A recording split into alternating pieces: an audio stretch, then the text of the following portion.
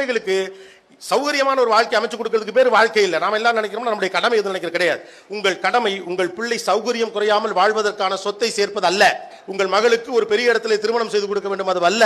அவர்கள் லைஃப்ல செட்டில் பண்ணிட்டு அது இல்ல. இந்த வாழ்க்கை எப்படி மாறும் என்று யாராலும் கணிக்க முடியாது. என்னைக்காவது நினைச்சீங்களா நாமெல்லாம் ஜோக் அடிச்ச விஷயத்தெல்லாம் நம்ம பண்ணிவிட்டாங்களா இல்லையா?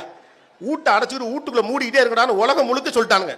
உலகத்தில் மிகப்பெரிய ஆளுனானுவோ செவ்வாய் கிரகம் நானுவோ டொட்டோன் நானுவோ ஏதோ ஒன்று நாங்க ஒரே ஒரு கிருமினா பூரா பேரும் போய் பூட்டிட்டான். அதுவும் தனித்தனி ரூம்ல வேற.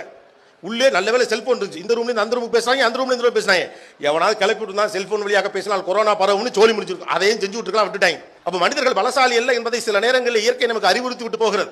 அப்ப நம்ம என்ன நினைக்கிறோம்னா நான் சத்த பிறகு கூட என் பிள்ளை சௌகரியமா இருப்பதற்கான ஒரு வாழ்க்கையை நான் உருவாக்கி தருவதற்கு பெயர் வாழ்க்கை என்று நாம நினைத்துக் கொண்டிருக்கோம். அது வல்ல வாழ்க்கை. ஏழ்மையாக இருந்தாலும் சரி, பணமாக இருந்தாலும் சரி, நெருக்கடியாக இருந்தாலும் சரி, சௌகரியமாக இருந்தாலும் சரி, எந்த சூழ்நிலையிலும் வாழ்க்கையை மகிழ்வோடு எதிர்கொள்ளுகிற துணிச்சலையும் அறிவையும் நீங்கள் உங்கள் பிள்ளைக்கு தரணும். அதுக்கு பேர் தான் வாழ்க்கை.